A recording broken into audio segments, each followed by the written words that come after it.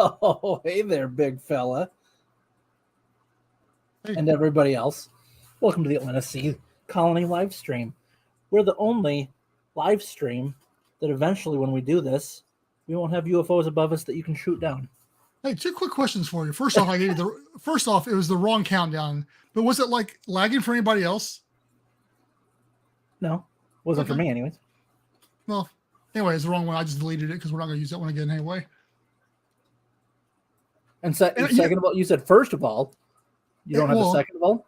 Well, that was it. Okay.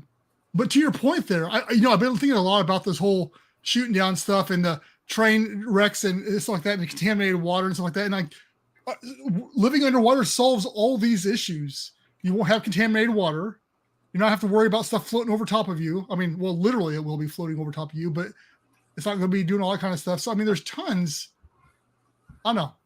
It's just more. And we all know from watching Signs that aliens don't like water. So that, and plus, you can't EMP through water, so you're protected from that too. So you're not going to lose your electricity and all that kind of stuff. We fact checked that.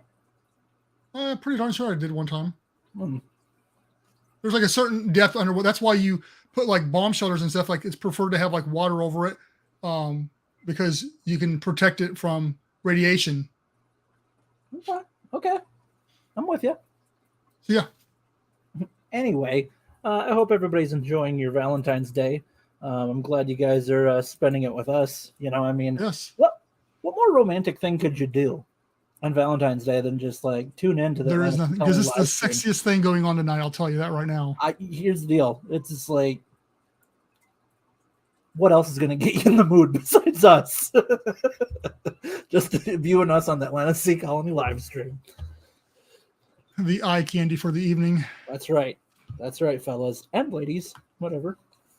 Anyways, we kind of have a little bit of a open forum for a little while today, and then maybe a guest. So first off, I put it out there. We want to it's an open forum. Want to talk a little bit more about other people's designs and ideas out there, and I've got a couple that are actually active projects going on. But we can talk about other stuff too. But I didn't want to go down the rabbit trail of just people with artwork out there and different designs and stuff like that. And I wanted to keep it to current as well. So I've got a couple we can go through on there. And then we're tentatively, which I think will probably happen, is we have his name's Oliver. He's got a company that deals with tiny homes, which, what's that got to do with us? But all of us in the spectrum, either above, in the seasteading or below the water, we're dealing with a tiny home environment for the most part at the very beginning. So he's got some stuff that he's found out while working on it. He'll talk a little bit more about what he's doing, but he shot me a message when he saw what we're doing tonight and wanted to know if he could come on and talk about it. So I said, heck yeah. So they'll be here in about a half hour. So he said he should be available. I don't know why I thought this, but when you were saying Oliver has a company, I heard Oliver Company, and I'm like, why does that sound familiar? And then I realized there was a movie way back in the day called Oliver and Company. So has absolutely nothing to do with what you're talking about, but I was trying to figure out why I had that. Like, why does this sound so familiar? It's because there's a movie. Sorry. Anyway, and Babe is out here saying, hey, guys, sup? Hey, Babe, how's it going? But anyway, while we're waiting for other people to chime in here, I'm going to go ahead and get going with what we got going. So I made us a nice, pretty little slideshow for this evening because it's beautiful. Love me a good slideshow. That's what I'm talking about. Anyway, I figured we first start off with some of the different seasteading ones out there. And now, any of you guys out there in Discord land that are watching this, I know you're going to throw some fits and stuff like that.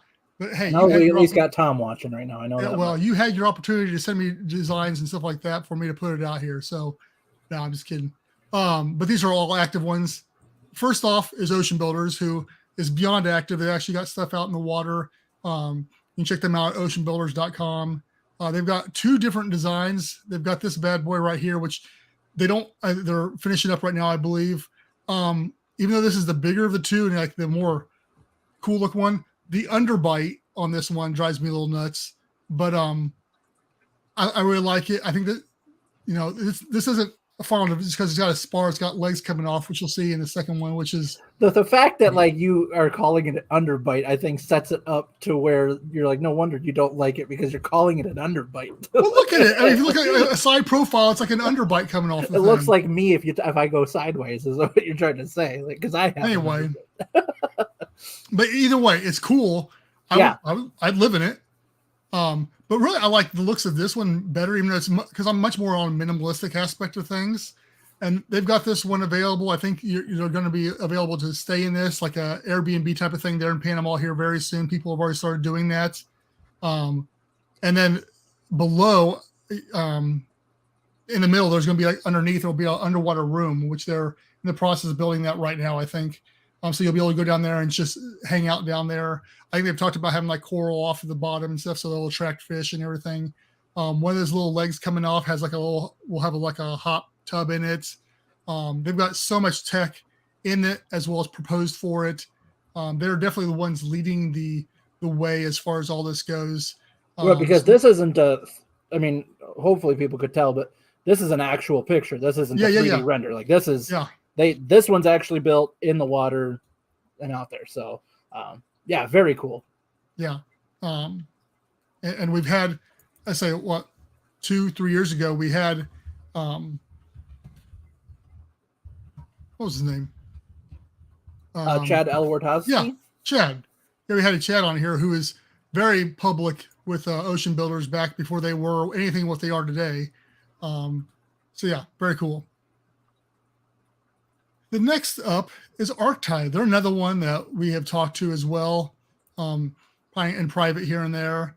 Arctide.org.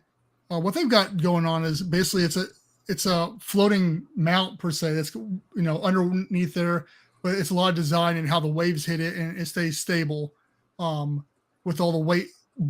All these different floating designs work very similar with a lot going on below the water, like an iceberg where 90% of it is under the water to counter any movement above the water. And so they do this similar with a lot of weight and a lot of mass under the water. But what they're proposing is you can add more and more of these on together and make a bigger area. But here just recently, they started talking about what they're really pushing forward, and it's this thing here. And I think they said it's 250 feet or meters across, I think is what it was. And that's really what they're focused on wanting to build. I just saw something online about that today. So that's kind of where they're pushing forward. Obviously, that's a little bit further down the road than what there is, but I know they have done some structural testing with scale models and stuff like that on this version here, showing how it does work and it's going to work. So once again, they're another one that's actively have designs and are beyond just the I have pretty pictures phase. Right. So then the last one I've got for the seasteading type of thing is ArcPad, not to be confused with Arctide. Is ArcPad at arcpad.co, and it's very similar design. And it's same thing. You've got the weighting underneath. I think their actual image depictions of their buildings, I think, are better looking in my opinion. But basically, they both do the same thing where you add multiple modules together to build them out. All same as ArcTide. ArcPad, very similar. So yeah. Yeah, I like their concept. Yeah, I do too. And it goes back to what we like is the modular aspect of the thing that you can add on to it and you grow it. That's one of the things that I really like about it is it can be as big as you want it to be. You just keep on adding a module onto it and grow it and grow it. And same thing with, that's kind of what ArcTide is envisioning too with theirs too. But yeah, both their websites have some really cool diagrams of how waste reclamation works and all that kind of stuff. And they've really dove into a bunch of that stuff. And of course, a bunch of our Discord members have working on similar projects. And there are several other people I thought about throwing in here, but they don't have anything active that I know of out there that's anywhere near what these guys are doing. So I chose those three for the seasteading. When it comes to the ocean underwater, there's really only one person out there that has anything actively going right now that's new, and that's Michael Lombardi. with oceanopportunity.com. And basically what he has is, this is his underwater habitat. I couldn't think of anybody that actually has any prototypes or anything else that has been made in the last few years, at least, besides him, which says a lot about where we're at with the ocean front. But what I thought was really cool about his designs too is you can pack them down. Obviously, it's not the same one. He's got different models, but you can pack it down in basically a suitcase, and you can take it wherever you want to go, unpack the thing, drop it in the water, and you're good to go for diving. You can sleep in it if you get one of the bigger ones and stuff along those lines. So there's a lot of really cool aspects that he's got going on. I like the simplicity of it, if nothing else, and the fact that you can just take it and go. Obviously, it doesn't have all the creature comforts that you're going to want, and it's definitely designed for divers. You're going to be wet, and stuff along those lines. But actually, he's doing something, and he's not just out there talking. Well, it's you could kind of compare it to camping in a way. Like, I mean, a lot of times there are people that like have their like tents that they can just carry around and then like just rough it out wherever. And just like you said, yeah, you might not have all your creature comforts, but you do have technically have a shelter to, I could, what Lombardi's got there is there could be dozens of uses for that I could see being practical. That, and I'm sure it's with a concept like that, it's simple and reproducible too. So it's right. It's a yeah, I see that being it's a win in the realm of underwater habitation, I guess you could say. Yeah, and he's super active and very vocal about what he's doing, stuff like that. So he's out there all the time talking about a lot. And it was just in general. I mean, and stuff too. So he's a very knowledgeable guy. Yep. I like Babe's comment in here talking about the Arc Pad one, where just throw a dome over the big version and sink it. I guess technically you could, go buy one of those suckers, like, and close it and just sink the thing, and you can have your little underwater utopia there. It would be an ideal, in a perfect world, an ideal way of manufacturing too, where you can just like, build your underwater habitat on the surface and then enclose it and then just sink it like right where in the spot where you need to. But probably not very practical. So Babe's got a question here. Does Martin plan on doing anything else with the habitat they made, or is something bigger? Unless Martin's done something recently, they had not made anything yet. He just had a bunch of images and stuff. I need to get a hold of him. I haven't talked to him. I want to talk to him once this year so far. But unless he's done something recently, he's just had a bunch of designs and they were working on trying to get funding and stuff to get something made. That's why I thought about throwing him in there too. But at the same time, Dennis Chamberlain's in that same area as well, and I don't think he's got anything. So there's several people out there that are wanting to do something, but it's all about funding for a lot of us. Same old story. Yeah, same old song and dance. But anyway, so those were some of the really quick ones. We can talk about. So, like, Babe, since you're in here, you're throwing feedback out there. Do you have? It can give you a conglomeration of designs too.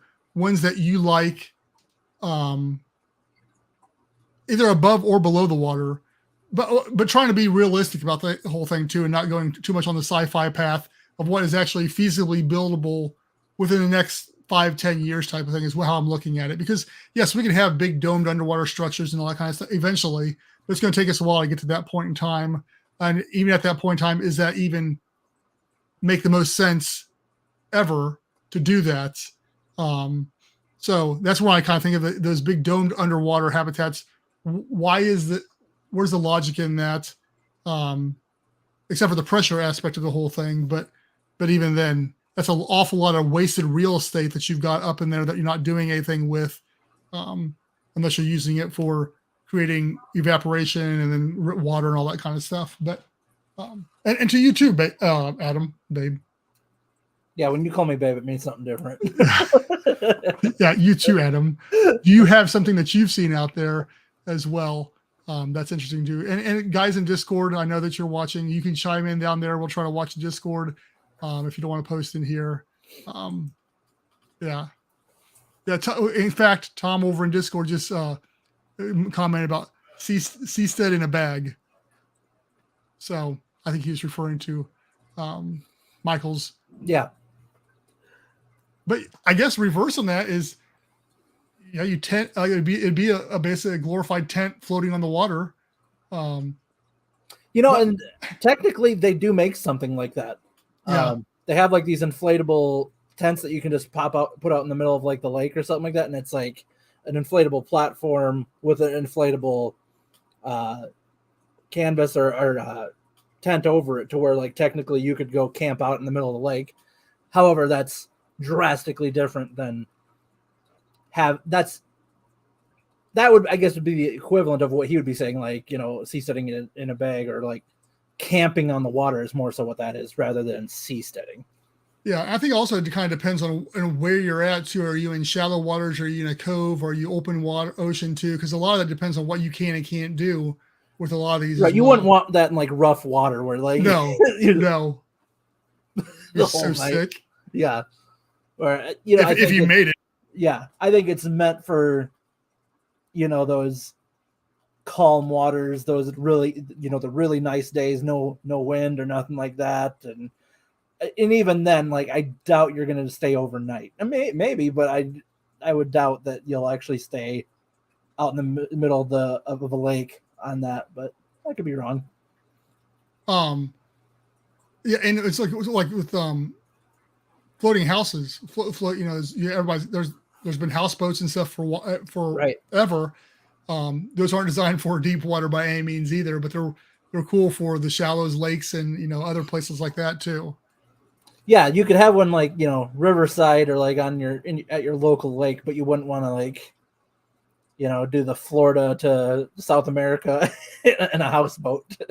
No, I mean that's an adventure for you. The babe's got here. He's like, I was trying to wrap my mind around the possibility of a larger cylinder version of ASC, freight containers stacked inside and connected with stairwells or elevators. Basically, a big underwater ASC mansion. It almost sounds like a bat cave type of thing, which I'm all about that. But I could see that.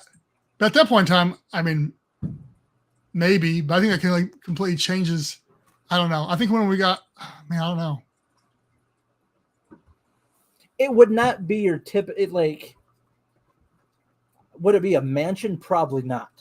But the modular aspect of it, the amount of space you could have is pretty limitless. But I guess the difference between your typical on land mansion and what you would have down there is, in a mansion you could have huge open rooms and stuff. You know what I mean? Whereas like, at least current designs of what we have is all going to be like pretty simplistic within the same range of size, but within, being able to connect to one another once we get to the modular aspect of it. Yeah. But you're not going to have you probably won't have a ballroom like underwater habitat. And Babe's also got Hira, who's also one of the members in Discord. He had posted in Discord something he says, I was thinking about that's basically an oil platform on stilts, but upside down, floating underwater may be the best way to say it. I was reading that conversation earlier today, and I didn't exactly 100% get it, but I think I need to read back over it again and try to picture what you guys are talking about. Because what I had pictured wasn't that, but then I wasn't 100% sure either. So I'm not sure on that. Babe wants to know if there's not going to be a ballroom. He wants to see an underwater version of Beauty and the Beast. Well, then you're just in Little Mermaid territory with that. But no, that's a different movie. But I'm saying Little Mermaid would be the one to show up in an underwater ballroom. True. I know what I'm talking about. Yeah, well. Anyway, we got a few minutes here before Oliver gets in here. So unless anybody has anything else to talk about, what we can do is we can run down the closing stuff early so that we'll give him as much time as possible so that we can focus on that. If you want to do a little interlude there in the middle, unless you just want to carry it then for a few minutes while we're waiting on him. And say I don't want people to think we're signing off, even though we can explain whatever. I will tell people the more and more I talk. I've been sick for like a week, so I'm trying to hold back from coughing and stuff like that. So if I disappear for a second or whatever like that, I'm having some kind of fit over here. Just FYI. And if he doesn't come back on, it means he's dead. So that's fair. We'll see how the rest of this live stream goes, but yeah. Anyway. I'll try to carry it as far as I can. What I will say is, not us, since we're doing this every other week. In 2 weeks, which is the 21st, we will be doing another themed one, which is talking about phase 2 of ASC, which is the deeper water version, the one that Babe was just referring to there a little bit as well. And we'll be going deeper. We'll be going more entailed into what that looks like, what that is. We've shown that off before, but it'll just be an episode focused purely on that there. So that's what's coming up then. And for Babe, when is yours? Oh, yours is you still got a month before yours comes up, Babe. So you got a fair amount. Yeah. Babe wants to know, is it still a live stream if I'm dead? I guess for you guys. Depends if we keep his camera on him while he's just corpse laying here over there. Now, what do you think about that, Brendan? Also, I'll do some plugs out there. One, let me pull it up. I've been asked to speak at. Let me make sure I get the name here right. It's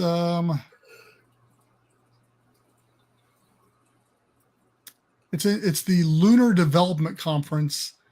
I'm not sure how big or anything this is, but it's in July. I think it is July 15th or 16th. Is it a virtual one? It'll be virtual. Yep. Virtual conference. So I'm doing that. Also, I am with the Seasteaders in their Discord here in about a month as well, I think. Check the data on that. So yeah. And Tom over in Discord says, tonight's theme inspired me to design an underwater habitat tonight before the show. I'm not sure where this is going, but I would love to see Tom's designs. Anyway, yep. I'm not sure if he was joking or if he was being serious there or not. So that's why I'm saying. Speaking of serious, a Discord, I was just looking the other day. We have like over 50 members so far, I think. 52. There we go. All those, a couple of those are bots. That's probably right around 50. I think when I counted, I didn't include the bots, but yeah, let's just say 50. So yeah, we have a small but growing community there, and it's been fun having those dialogues and conversations in there. As of one of the things that's new with this year, and we talked about on one of the last live streams, is that like you kind of overhauled the social media and like what gets posted, what kind of content is going out. Whereas like when I was doing it last year, I would post a lot of news articles and stuff that's relevant to the, like maybe underwater tech, maybe marine life news, stuff like that. But that maybe didn't have a whole lot to do with underwater habitats. So, but is what I've been doing when I see those articles like that, I post them in our Discord. So if, people, that saw that stuff on social media and they're still interested in that stuff, join the Discords, because I put, if I see a news article that I think would interest people that are into that kind of thing, I put them into the, appropriate channels in Discord, like if we talk about scuba tech, which we've talked a lot about, especially like submarine tech, we've had a lot of good discussions on there about that, because the algorithms in my news feed still show me a lot of that kind of stuff. So I like to share it once the stuff comes up into Discord. Yeah, I've been getting tons of stuff. I send me stuff all the time. It's like, well, we don't post that on there anymore, but it's still fascinating. Some of the stuff they talk about and information on there. So anyway, Tom just sent me, he was being serious. He sent me the image. So I'm going to show it off here in a second. I'm getting it formatted so we can put it on here so you guys can see what he says. It's modular. Let me get this. He's send me more. It's modular and stackable. So let me get these ready for you guys here. Kind of spur of the moment here, so bear with me while I get this ready for you guys. Sorry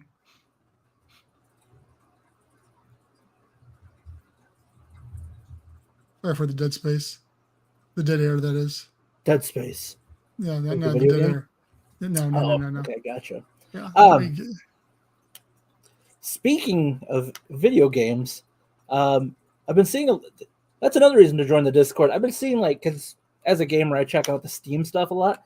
There's been a lot more like underwater related games that have been coming out lately, and especially the city building type or the real time strategy games, which I'm just like, oh man, this is right up our alley. You, Babe, and I, we there was a little bit there where we were playing Subnautica together that one night, and that was fun. But there's just it seems like I'm seeing more of those things now, and God, I want to see. I saw a video of some game coming up soon where it's kind of like an underwater exploration type game, similar to Subnautica. I'd have to find it again. I thought I sent it to you, probably not. But it's just kind of cool seeing the gaming industry going into that. And also, while I'm filling dead space, because my mind just keeps rolling here, you saw the new Avatar movie. What did you think? It was good. It's been a while since I saw the first one, but I feel I enjoyed it more because it's actually in the water and stuff along those lines. So, I mean, visually is amazing. I mean, it was just I could not tell where the CGI and the real were different. It was just that well done. Was the water real? Was it CGI? I couldn't tell. It was just it was really good.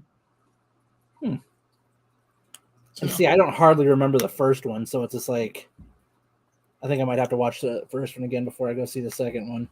Yeah. All right. So here's what Tom sent us. Let's see it, Tom. Ye old Discord. We got this. Yeah. And then so he says here's a stackable version where you can stack them like that, obviously. But it looks like it's about what? Say 30 by 30. Yeah, more or less. And about 10 foot tall, probably more or less too. 8 to 10, something like that. Yeah. And that's the thing is, once again, you stamp those out. What I like about it is it's repetitive. So from the building aspect is, yep. They use the same thing over and over again. And you could use, talking about Subnautica, this is pretty much stuff we built in Subnautica was like this, where it was just, That's what my first thought was. I'm like, it looks like one of the Subnautica designs. So have a nice little elevator. And really, what it looks like is it exploded like the underwater room for ocean builders. It looks very similar to that, but a whole lot smaller and compact. They got big windows on it like that. It's round like that. So, and you enter it from the top through a stairwell. So it's very much reminiscent of that, I feel, too. Yeah. That was from, see, this is the stuff you find in our Discord, is people like Tom and his ideas. And he's saying spiral staircase. Yep. But you could also, I guess, take a design, but you could throw like an elevator in there as well, because you'd almost have to do something like that, but not necessarily. If you're handicapped, you have to get in the thing before they put it underwater, and you have to stay in there the whole time. Yeah. Either we just have to take the staircase out and just hoist you down the cylinder. Babe's got in here. It's it's good to see underwater movies that aren't killer shark thing. Avatar and Wakanda. I didn't see Wakanda Forever. Oh yeah, but I need to because of Atlantis and Namor. Yeah. It's funny because I sent you a video, Brendan. I don't know if you ever watched it. I told you to add it to your bedtime playlist because I know you like to watch YouTube videos when you go to bed. But there's this video explaining why people are so afraid of the deep sea, not just your typical coastal coastal waters, but like when you get way out there and it's like, hundreds of feet deep and all that, and like what kind of mysteries lie about there. And it was just a really interesting video, and it makes you think that there's just something in the human psyche, or like you're just born with it, that's like, so is it the fact that like it's so open that might give people like some hesitation, or is it the fact that you don't know what could technically be out there? Because I mean, as far as like marine biology and stuff, there's still so much to learn, which is both exciting and like terrifying depending on how you look at it, because you don't know anything. And I mean, the whole reason I'm thinking that is like, I think that's why it's so easy for people to make like horror video games or horror movies, because it's just like there's so much that in real life we don't know, so it's so easy to translate that to the underwater thing. Like, you can't make a scary they're making that Cocaine Bear movie, but it's just like, it's hard to make a good horror movie based off of a bear, because we know what a bear is. Bears are scary, bears can kill you, blah blah blah, but we know enough about bears. But it's just like, there's still so much we don't know about, the deep ocean and stuff like that, to where it's like, it's so easy to, I could make something up about it, and it's like, you can't necessarily prove me wrong, because there's so much yet to be explored. Right. And I'll say why I think it is, because the ocean terrifies me, which is, kind of odd, but especially above the wind, I'm looking at waves and stuff like that. I mean, I can instantly feel my chest like tensing up and heart rate raising. Even when I'm watching the videos online, like the video you sent me, I started watching. I was like, oh man, I don't know if I can do this type of thing. But I think with underwater, it's dark and it's cold and it's a mystery, and all those things come into things that as humans we normally don't gravitate towards. So when you're looking underwater, you're looking at a black abyss below you. A lot of times, if you don't know what the bottom is, what's down there? You've gotten 100 years of sci-fi, fantasy, everything else, killer sharks, like baby, all this stuff down there that's in your mind, that's in the back of your mind, could possibly be down there. And the unknown, is Cthulhu down there, is the Kraken down there, you just don't know. So there's all this stuff going on there. I think that adds to the mystery and the fear aspect of the thing.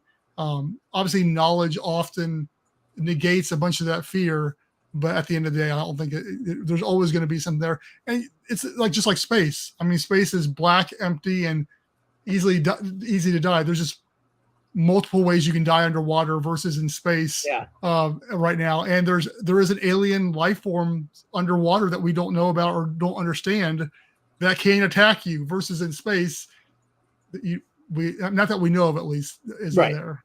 Right. But looks like we've got Oliver here.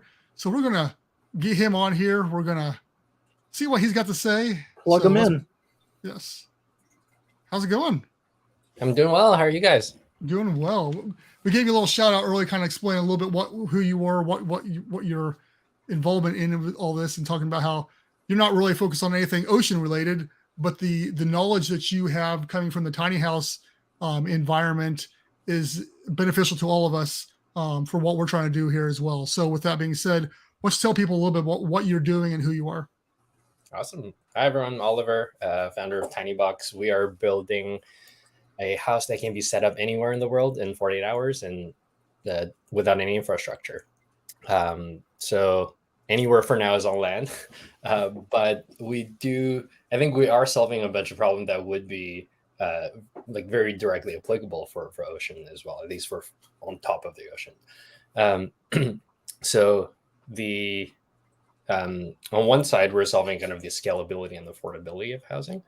So currently, and then on the other side, we're building a set of off-grid systems so that you don't need electricity, water, sewage, etc.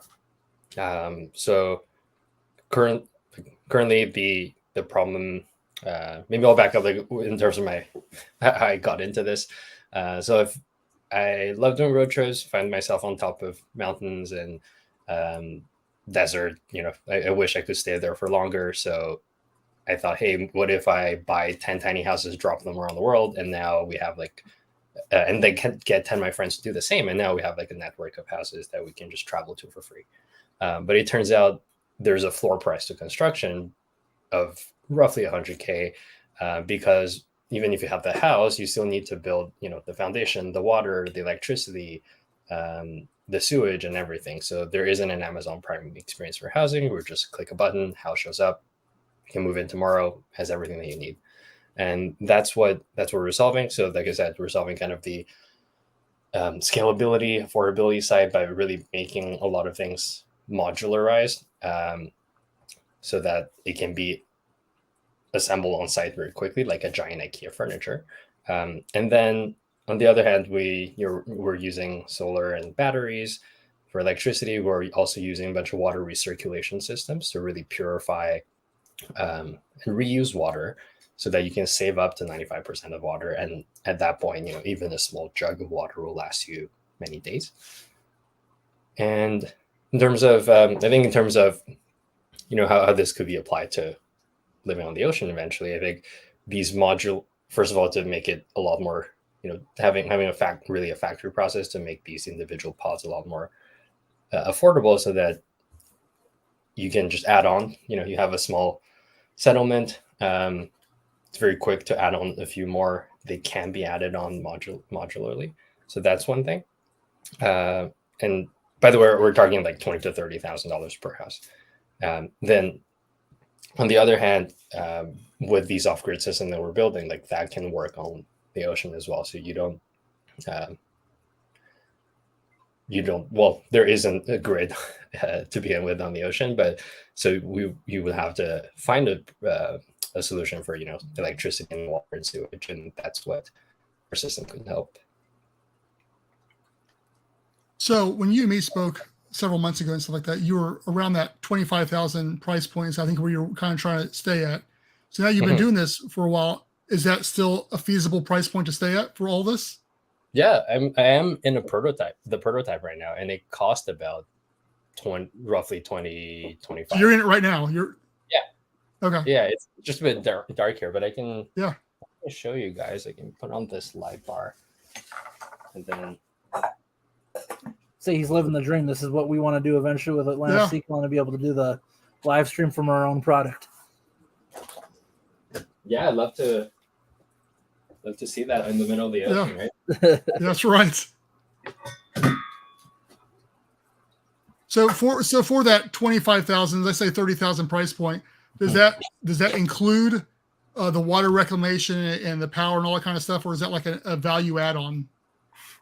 20. So for 30, you get most of the things. It depends, at that point, it depends on where in the world you are and how much, solar panel you need to make this usable.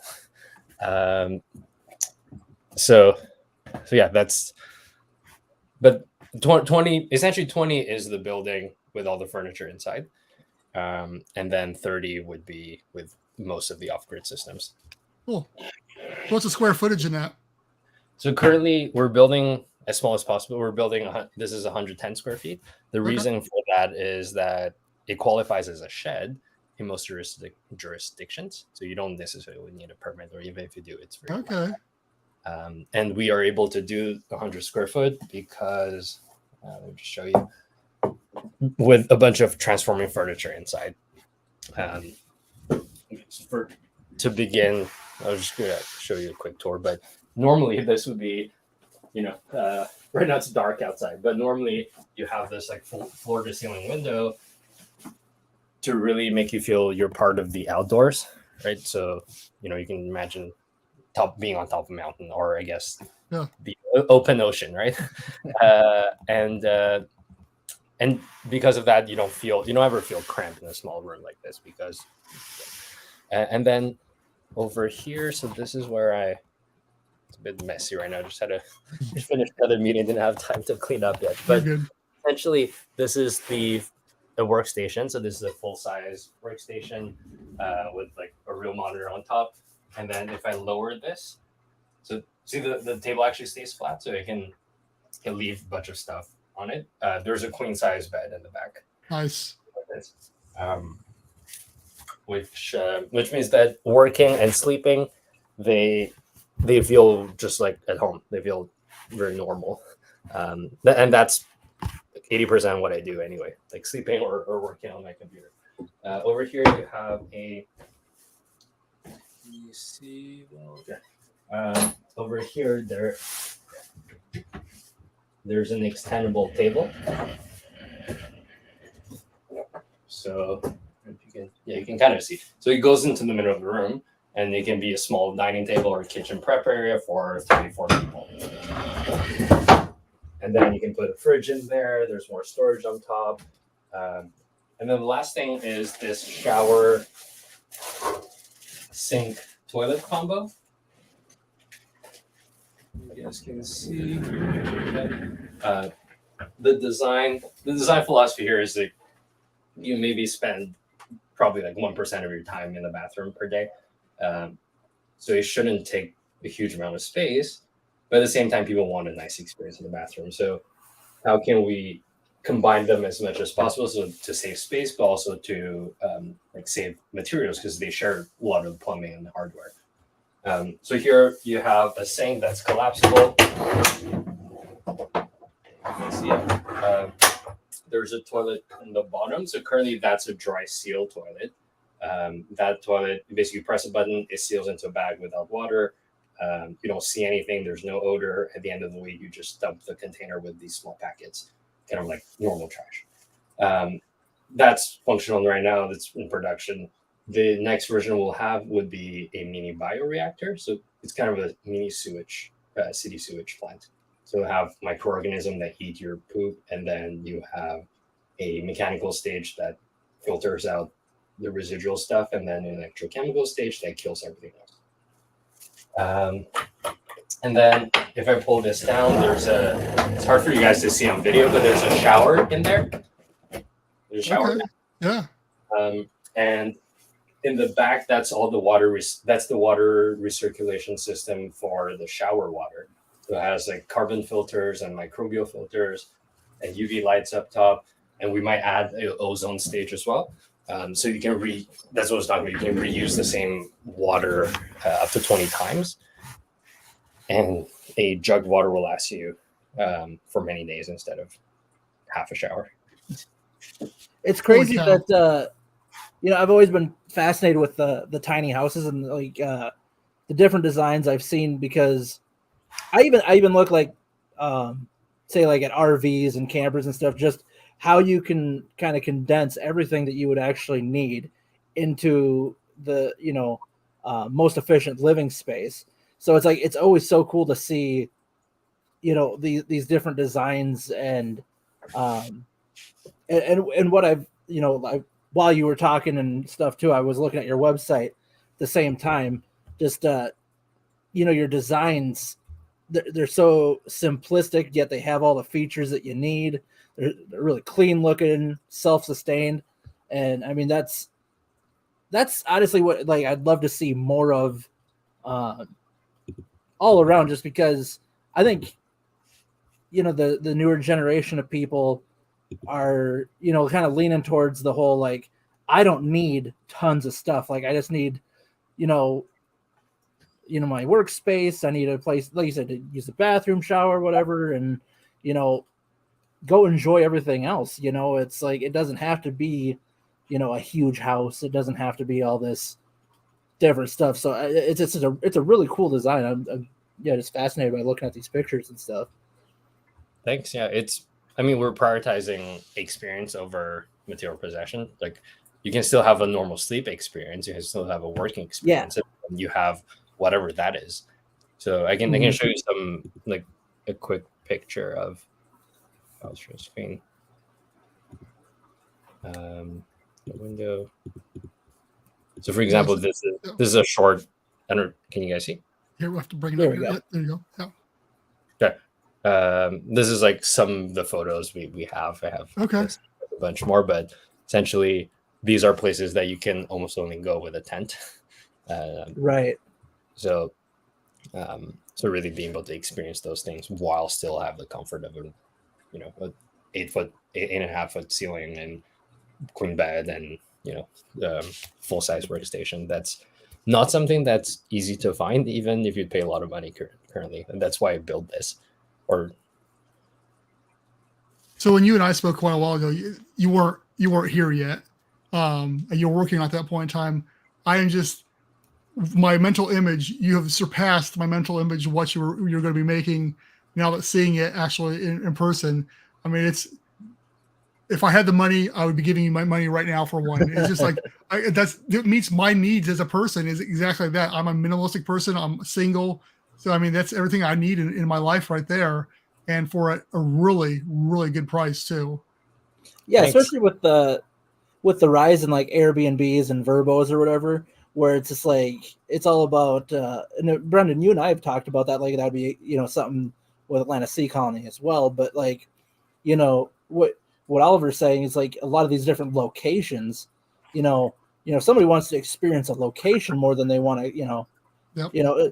When you go on like a vacation, it's not you don't care much about your hotel room necessarily because you're on vacation, you're out doing stuff, whatever, you're enjoying the scenery, the town, whatever. It's like this is the perfect thing for that because it's just like, all right, I got what I need and I'm in a beautiful spot.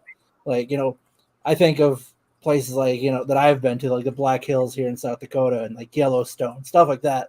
It'd be cool to like just plant one of these out there and just be able to just sit there and stare out the window and like whatever, just be able to take it all in.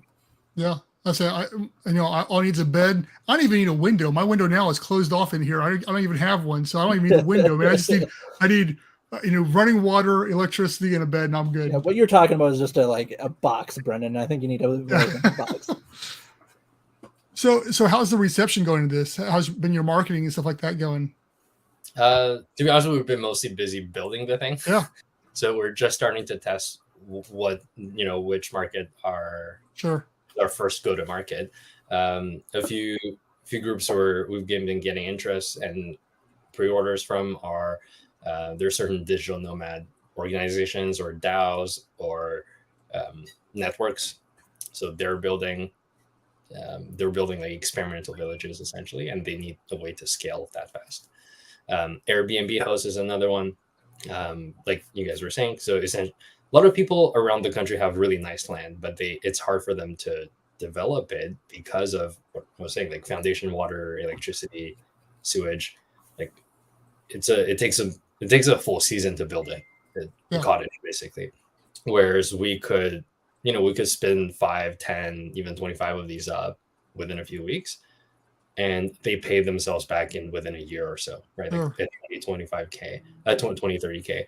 It pays itself back pretty quickly, and you don't depend on anything. It's a lot quicker. That's another group, and the other group would be some like mining companies and construction companies. They have, they're out in the middle of nowhere, and currently, if you go to one of these mining cities, mining towns during a boom, and they've been to some of them. They get booked. The hotels get booked 6 months in advance. So I had to just like sleep in a parking lot when I traveled up north. Well, and it's like a lot of times, a lot of those like hotels and motels are so like, crummy and like just, give you a gross feeling where it'd be nice to have something like this where it's just like it's like a nice, clean, like just it's still your own personal space. And, especially like you're saying in those mining towns or north of where I live in North Dakota. Oh, sorry, my phone was going off there. In North Dakota, they have like all the oil fields and stuff too, where it's just like same thing. The towns fill up with, the hotels get booked, the motels, whatever. Be nice to see, I'm sure a lot of those guys up there would like something like this to, do their residency in. We got a couple of questions coming in here for you too as well. First one is they're asking, are you doing any kind of rain collection to supplement water, or have you looked into that? Yes. So we would have a solar panel roof actually, which also serves as a great collector for all the rainwater. But essentially, the thing we've done with water is we've reduced the water consumption by like 10, 20 times, that you can have more options in terms of how you refill it. You definitely don't need a well if you don't have one nearby. Rainwater is the preferred thing to refill it. But if it's in the desert, you can even like truck in water, right? That will last actually a long time because every drop of water is reused 20 times. And then the last thing we could use is atmospheric water generators. So that's basically getting humidity from the air, condense it, Right. and then get the water there. I think from a sea or ocean application, you would be able to, I think, desalinate, like with, I guess we would just desalinate the water. But it's a lot less energy intensive because we don't need as much. We don't need the Sure. 10th or 20th. Yeah, One of the- your picture pulled up here with the solar panel roof right there, and yeah, that's one of those cool things that you're seeing a lot more in modern houses too, is that utilizing your roof space anyways to try to do some sort of self-sustainment, whether it's rain collection or solar panels. So I mean, it's obviously you have that taken care of with that design of just using the real estate on the top and just using that for your power right then and there. And obviously, with it being a smaller structure, you don't need to have a huge amount of power to supply it either. No, exactly. The thing we did with power is, it's similar to water. We just reduce the usage. Like that's what we're focused on first, and then it's easy to resupply. So, I mean, all the computers and lighting that doesn't take much electricity to begin with. The main thing would be HVAC, like heating and cooling, and we would be using more advanced insulation materials so that even if it's freezing outside, you just need 2 people's body heat to a normal room temperature. Yeah, and then they make it seems like even in that stuff they've come out with different smaller space heaters and like smaller like air circulating fans to help, if you don't have that big of an area to cool, you can just have something like that to either heat or cool your unit there. Another question from our Discord community is Tom's asking, obviously you guys are focused on this right now, but has there been any thought or looking into possibly building, like travel trailers or RVs down the road using this tech? So our vision for traveling would be more, so instead of you driving the RV from place to place, which is cumbersome and takes a lot of electricity, a lot of gas, and then you have to watch for tall bridges and whatnot. Our vision for that is we would just have a network of these houses wherever you want to be. And so you just drive your normal car, or you can even backpack between places. Mm-hmm. Sure. You show up, the house is there, and you can live in that. And as nomad, you can either basically you would buy a subscription to that service, and then it will be a lot cheaper than any other kind of rental, because the base, for us to build this is a lot cheaper, so we can pass on that savings to other people. The reason for that is there are certain, physical if you want an RV that's spacious and that has really tall ceiling, has a huge glass door to like see outside, like that physically just takes a lot of space. That's cumbersome to drive on the road. Okay. Yeah. It's important that you know your market and know what your focus is there as well. So yeah, I totally get that. Yeah, I think it's a cool concept thinking like, say like I had a big backyard, like I could buy one of these things, put it in my backyard, and if it's already self-sustained, and like you said, like in a lot of places you don't have to have a permit for it anyways because it's considered a shed. It's like I could pop one of these in my backyard, add it to your network that you're talking about, and then it's just like boom, now there's an extra place for people that are part of the you said the subscription service that they have access to this thing. It's a part of the network, and you think of your average traveling businessman that travels city to city, town to town, like pays for that service, and he knows that any town that has one of these, boom, he's got a place to stay there. So it's a really cool concept. I really, this is a lot of fun looking at this thing. I like it. Thanks. And if you did that, like you put one in your backyard, then you are part of the network too. So you don't just buy a house, you buy access Right. to every house in the network. And so we had another question come in from Discord as well, and they're wanting to follow up on the building codes themselves. Mhm. Obviously, it's a shed that meets, but do you have any? Are you meeting any building codes with the design itself? Our goal is like we would want to exceed all the kind of building codes. Currently, structurally, I don't know if I mentioned, but we're driving this prototype all across the country on a trailer. So incidentally, we're testing for earthquake and tornadoes because it's going on the highway and in bumpy gravel roads all the time. So structurally, it's fine. As I mentioned, like thermally, we want thermal control. We want that to be essentially passive eventually. So, I think in terms of building code, like you may not need to inspect it, but the quality we are striving for is just better than the existing building code. So where are you at right now? I'm 3 hours west of Austin. Okay. Yeah. So you're heading west, or are you guys heading east right now? West. Okay. Very cool. You mentioned we. So how many people are involved? Currently, we are. So there's me who started this, and then we have two prospective co-founder. One's like an aerospace engineer, and the other one's an architect. So they've helped with a bunch of stuff already, but they might join full time. Cool.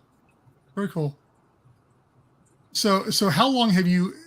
We've talked about this, but how long has this been a vision of yours, and how long did it take you to get from inception phase to where you're at right now?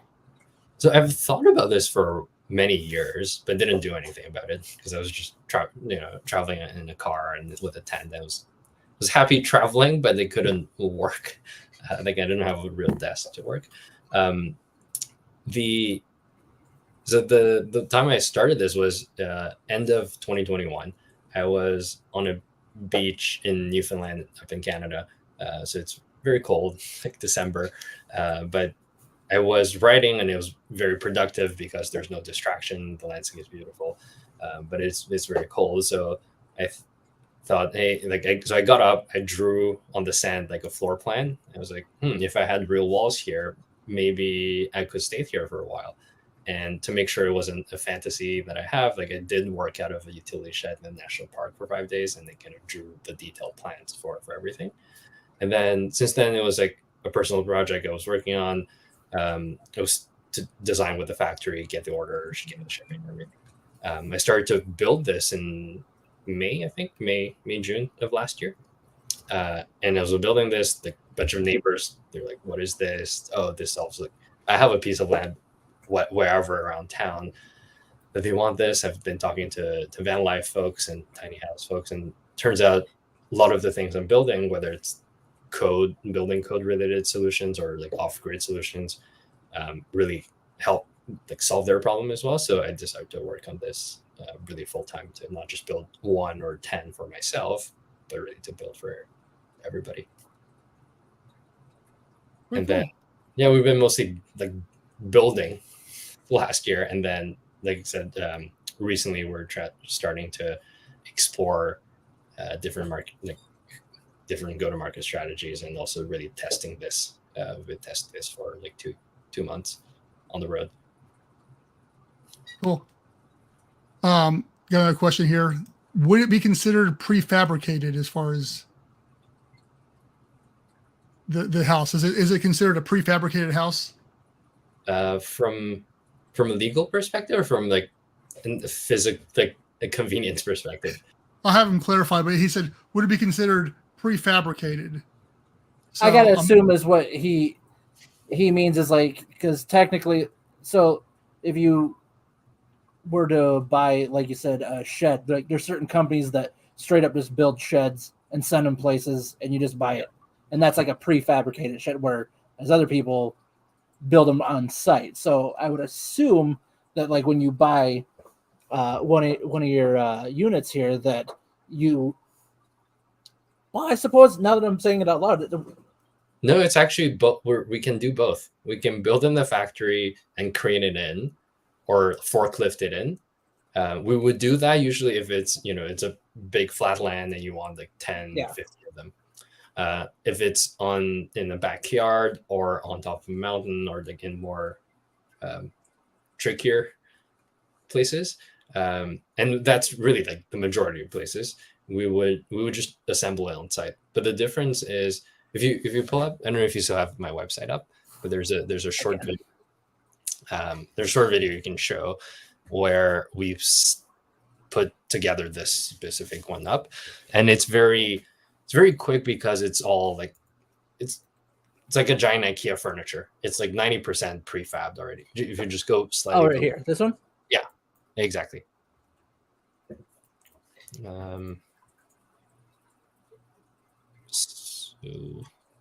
So you can see there's like the frame beams. Those are similar to shipping containers. It's very solid, so that's why it doesn't need a foundation. And then the wall panels. So each panel basically it's finished on the outside, finished on the inside, and has the insulation in the middle already. So the whole wall is just like 10 panels. You Lego them together, and so the whole thing takes like a few days to do, which makes it more like the whole assembly probably costs as much as getting a crane to your place. Right. So usually it makes more sense to just assemble it on site. Right, and based off of the looks of your video, it's not like you need a whole lot of special equipment to build it. Impact like wrench and screwdrivers. That's it. That's awesome. Every piece. That means even I could do it. Every piece is light enough that one person can hold it. Obviously, the long beam, it's a steel beam, so you want two people to at least hold it when you go up. But it's right. So I guess that was the question: is some assembly required? And I guess that you kind of answered that in that. So I guess you may answer on the website, but if I was to order one of these today, do you have the option of having it come pre-built or in parts? Or yeah, we can work with folks to see what's the best option is. Okay. Like I said, I think most of the time it's just better to assemble it on site, and we can help you assemble it because assembling is just the whole labor of assembling is about as much as just getting a crane. Sure, sure. Huh. Very cool. Man, I love watching this stuff. Yeah, I'm just passionate about the tiny house community. Anyway, I was talking to a friend this last week, and he's like, "Man, why don't you like living in a van or something like that? That seems like your lifestyle." And I was like, "Man, I think about it all the time." I was like, "I don't know if I could do the van thing, but the whole tiny house. I'm always looking at shipping container houses and stuff along those lines, and like this, I don't need a lot of space. So yeah, I'm loving this. Yeah, I would love to do it in retirement someday. Just having something like that to just travel and just have your living space and just keep it minimal. Yeah. What are you gonna say, Oliver? I was gonna say I love vans. Like they're even more smaller, more space constraints, so they're even more intricate. Yeah. But I love them as like an engineering design challenge. Yes. For me, like my preferred way to travel is like get a small sports car and like drive around and without having to drag a van behind me. Yep. So I needed to figure out how I can do that and not without a tent and also make it affordable. This is like the best thing you can come up with is just have the houses, like I said, wherever I want to be. And hopefully that can serve other people too. And I think that Murphy beds are fully underused in architecture. I think everybody should have Murphy beds. I think it saves so much space for that thing that's only sitting there for most of your day that's not getting used except for at night, and just get it out of the way. Yeah, it's just one time a day. It's they have pistons. We can even have this trick, so you can even just press a button and just go up. Yeah. Very cool. I think that's all of our questions we've got. So unless there's anything else you wanted to share or promote. Obviously, we'll chop this up, or we're doing social medias. I chop stuff up into little videos, so I'll make little videos about this, and we'll put it on our social media and help maybe get some traffic more to your website or something like that too. But yeah, definitely put the word out there for you. Definitely, thanks. Yeah, I mean, our goal is we want to build 10 times faster, 10 times cheaper, and anywhere in the world. We're starting with this small thing because it's the quickest to iterate. It's the least burden from a regulation perspective. But you can easily see how we can extrapolate every technology to absolutely. So eventually, you can have a normal house, just 10 of these modules that's put up to. Yeah, I'm just, especially we're working on stuff like that. I will definitely, I may have to be driving out to see you and talk a little bit more in depth about some of the technology you're using, as far as we'll definitely want to incorporate into our stuff too. Yeah, I'd love to help. I think we haven't really innovated in a lot of things. Like, for example, toilets is one thing. Like, we're using the same toilet that's been used for hundreds, 1 to 200 years. So it's very inefficient. Like, we need some changes, and love to for those technology to be adopted by not just us but everybody. Yeah. Very cool. Yeah. So if anyone's interested in both either getting one or just the technical aspect, feel free to reach out or go TinyBox on any social media, or just check out the website, or just send me an email. Yeah. Very cool. All right, Oliver. Well, I think we're good then. You got anything else? We'll have Adam wrap it up then. And you can hang out if you want to, or you can hop off and get to bed, or whatever you're up to. I know you've probably been driving around and been in meetings all day. But thanks so much for having me. It was great. No, thanks for hitting me up and asking, because absolutely.